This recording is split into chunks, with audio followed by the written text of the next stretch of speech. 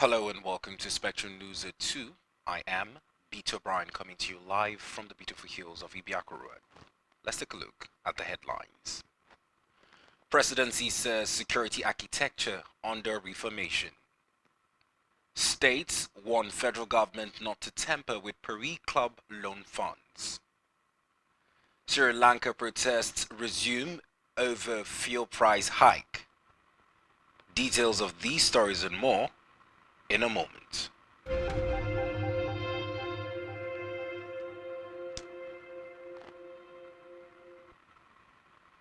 We'll begin the news on our bulletin this afternoon with a report that the presidency has said terrorism and banditry in the Northwest will soon be a forgotten issue, adding that security architecture is under reformation. The presidency gave the assurance in a statement pointing to the success recorded in the fight against insurgency in the Northeast.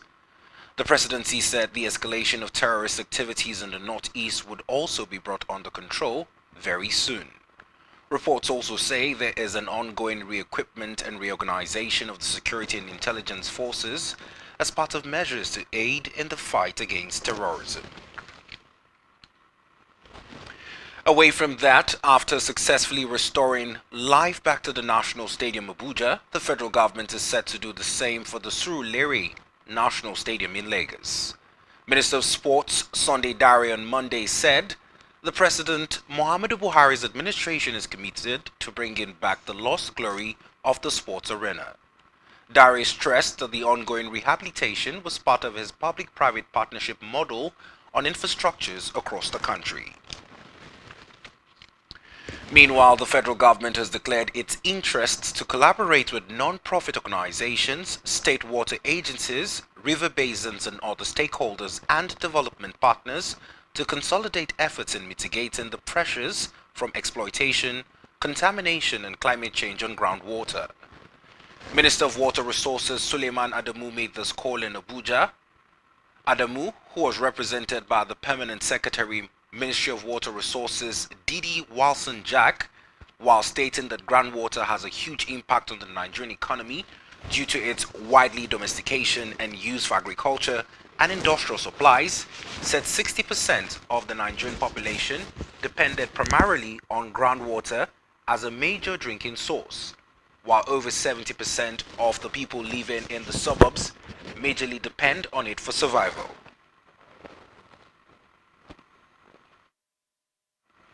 In another development, Minister of State for Petroleum Resources Tinipere Silva has said the federal government is due to complete the multi-billion-dollar Brass liquefied natural gas project that had been abandoned over 17 years ago. Silva, who spoke during an inspection of the project site in Towon Brass, Bayelsa State, stated that government was looking for investors to revive the stalled gas project. The minister, who inspected the Brass LNG site with the management of Green LNG and interested investor in the Brass project, said the federal government desires to complete the project because of the manifold economic benefits it will bring to the nation. Meanwhile, Nigerians Labour Congress NLC has urged the federal government to respect the collective bargaining arrangements and agreements entered into the Academic Staff Union of Universities ASU and other unions in tertiary institutions in the country. NLC President Ayuba Waba made the call in the 2022 Easter message to workers and Nigerians.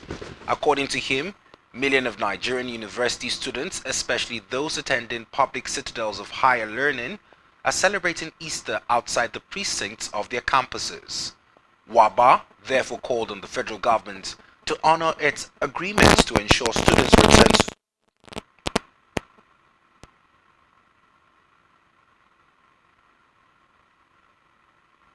In another development, Nigeria and Mauritius have retained their seats to serve for another 4 years in the UN Committee on Economic, Social and Cultural Rights, CESCR, from 2023 to 2026. Reports say candidates from the two countries have been re-elected to occupy the two remaining vacant positions for Africa in CESCR. CESCR is the body of 18 independent experts that monitor implementation of the International Convention on Economic, Social and Cultural Rights by its state parties. Elsewhere, Chinese government embassy has denied backing the 2023 presidential ambition of Minister of Transportation Rotimi Amechi. The Chinese government, who spoke through its embassy in Abuja, described reports claiming it backed Amechi's presidential ambition as fake news. Refuting such reports, the embassy, which appealed to Nigerians to discard fabricated reports, noted that they have respect for Nigeria's democratic political system and are confident in the capacity of the Nigerian government and people to organize and conduct a successful general election. Away from that, the 36 states of the Federation have warned the federal government not to tamper with funds accrued to them and the 774 local government councils under the guise of satisfying an alleged $418 million London and Paris club loan refund. Related judgment debts. Speaking through the body of Attorney General of the Federation, the state said the federal government proceeds to make any of such deductions, it would be acting illegally and in contempt of the appeal challenging the judgments.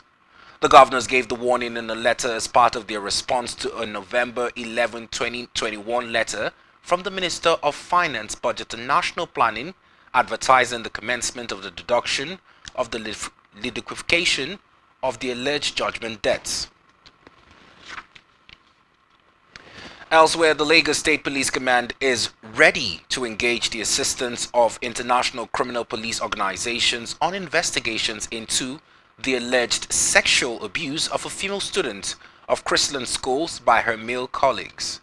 The police spokesman Benjamin Hoindai said the command was taking cognizance of the cybercrime angle to the whole episode and would not hesitate to enlist the support of Interpol should the need arise. Hoindai said the force was determined to get to the root of the incidents, which occurred in March 2022 when the school took the students to Dubai to participate in the World School Games.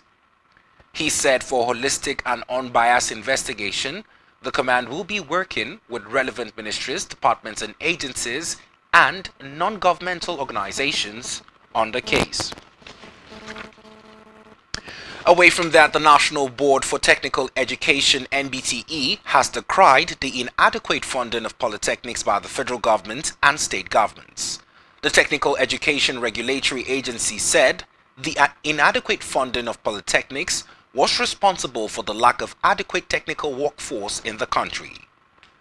The North Central Coordinator of NBTE, Musa Koko, stated this in his presentation at the workshop organized by the Federal Polytechnic of Kwara State.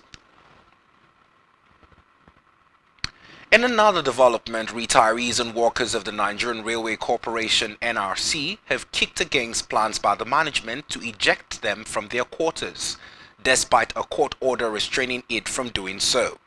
They said the management had succeeded in ejecting over 200 people from the quarters in the past with a promise to demolish and build a new structure, but abused the process by selling the property.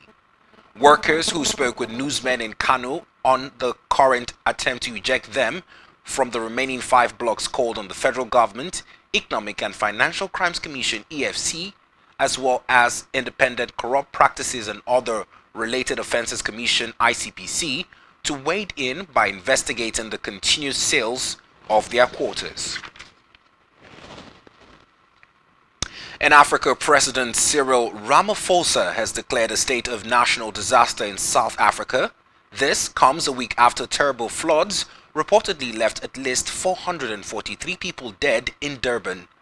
On the East Coast area, South Africa's cabinet in a special session decided to declare a state of national disaster, with reports saying some 10,000 troops have been deployed to affected areas to assist the overwhelmed relief efforts.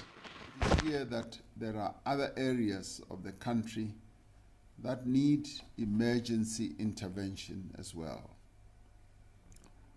Cabinet met in a special session last night and decided to declare a national state of disaster. Still in Africa, dozens of refugees and migrants in Tunisia are demanding evacuation to other countries.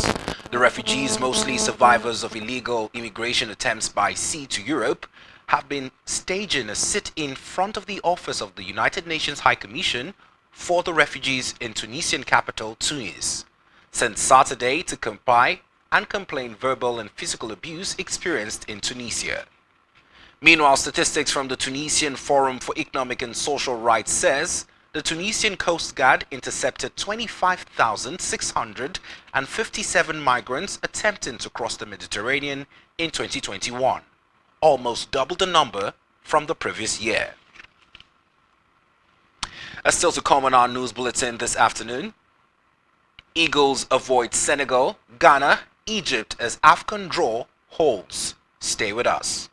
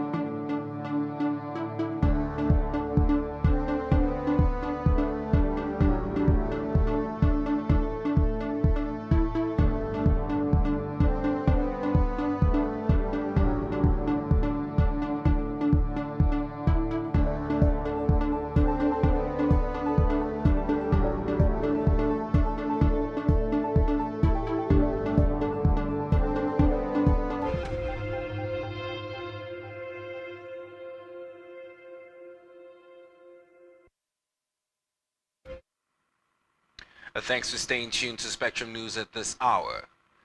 And now to news from the foreign scene. Ex-Kremlin official and Gazprom bank vice president has been found dead with a gun in his hand in his luxury Moscow apartment beside bodies of his wife and 13-year-old daughter. Reports say the bodies were found by the couple's adult daughter Anastasia, noting that all three victims had gunshot wounds.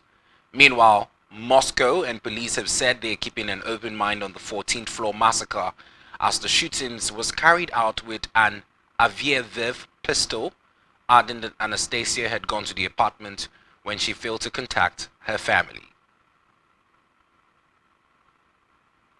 Meanwhile, protesters in Sri Lanka took to the streets yesterday as the country grappled with fuel price hike and shortages of petrol and diesel.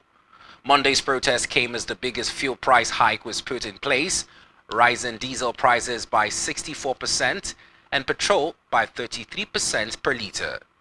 Police authorities have said protests had been launched in several towns, blocking off public transport including train services and disrupting travel to schools and offices.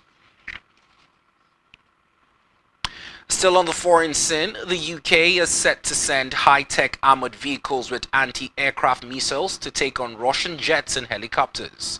UK Prime Minister Boris Johnson will supply the besieged country 13-ton vehicles which would only need 3 people to crew them. According to reports, a Ukrainian delegation was shown the weapon in action at the Salzburg plain 2 weeks ago.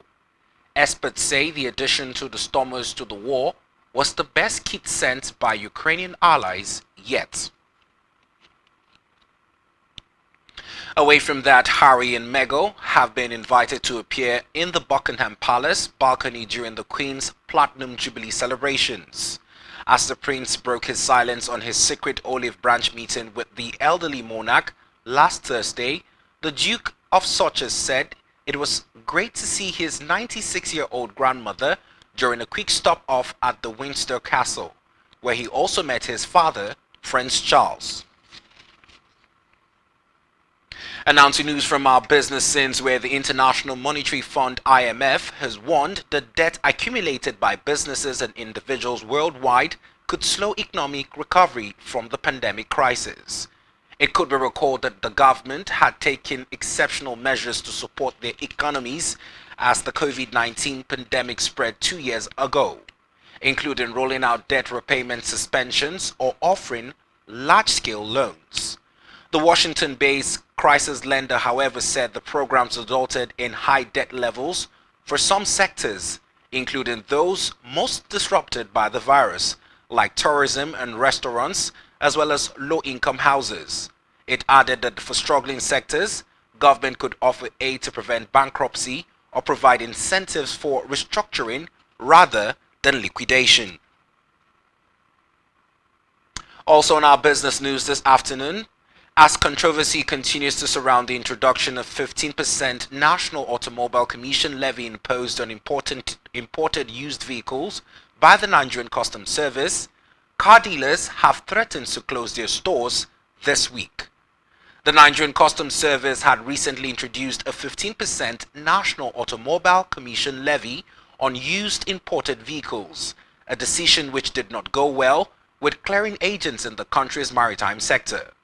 In a quick response, the service, in a statement by the National Public Relations Officer, Timi Bamodi, said the move was in compliance with the Economic Community of West African Common External Tariff. In health, the Nigerian Center for Disease Control (NSCDC) says it has recorded an increase in the reported cases of Lassa fever in the past weeks across the country. The agency revealed that 24 new cases of the virus were recorded in Bauchi, Ondo, Edo, Ebonyi, Gombe, and Kogi states. NCDC noted that 6 additional deaths were recorded, bringing the number of deaths from the virus since the outbreak this year to 138. Reportedly, a case fatality rate of 19.3%, which is lower than the CFR in the same period in the year 2021. We're now to move to news from the sporting scenes, where the Super Eagles are set to discover their 2023 African Cup of Nations qualifying foes when the draws for the final rounds for qualification takes place in Johannesburg, South Africa today. The West African football powerhouse, who crashed out of the 2022 AFCON in Cameroon in the round of 16 and recently missed out on featuring at the 2022 World Cup in Qatar, is seeded in Plot 1 along with 12 highest-ranked African countries from the latest FIFA ranking released on March 31. A total of 48 countries, including host Ivory Coast, are eligible to feature in the final stage of the qualifiers scheduled to begin in June across the continent. And on our entertainment news, the Egyptian court has reduced to 3 years the prison sentence of TikTok influencer Hanin Hussam for human trafficking. The 20-year-old student, who was slapped with a 10-year prison sentence in Assemshire in June last year, had her case returned to court under a routine process because she was no longer in Assemshire. Although she can still appeal her sentence, it has been reduced with a fine of almost 10,000 euros to be paid. Her lawyer, Hussein Al-Barka, emphasized that with 21 months already spent behind bars, his client could consider her new sentence as ad quintio. Meanwhile, in over the past 2 years, a dozen female influencers have been arrested for indecency in the country. And now that's all we have for you at this time. Do ensure to follow us on social media and subscribe to our YouTube channel, all of which you can find on our website, STVNg. You have been watching Spectrum News at 2. I am Beta Brian, thanking you for watching. Do have a good afternoon.